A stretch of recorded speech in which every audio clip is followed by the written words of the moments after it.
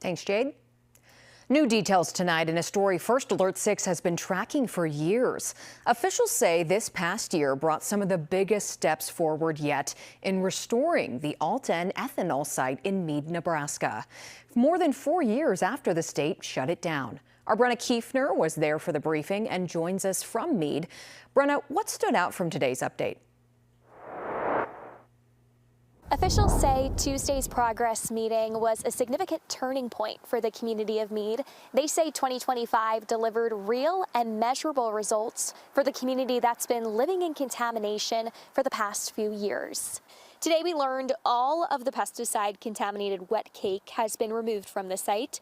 The facility response group says more than 165,000 tons of that material was solidified and hauled to Pheasant Point Landfill.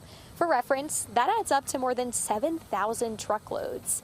Crews also finished demolishing the unused grain bin and some other structures on the site, and 100 million gallons of treated lagoon water and storm water have been safely applied to local farmland, benefiting the area producers.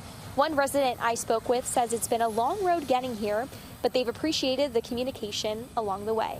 And I think the progress is going great. They treat us, we have meetings every month. They treat us with respect. They don't just run over the top of us. We interact, and they're doing everything the right way. Now the facility response group is expected to complete the grading and finish the work on the wet cake pile by spring of 2026.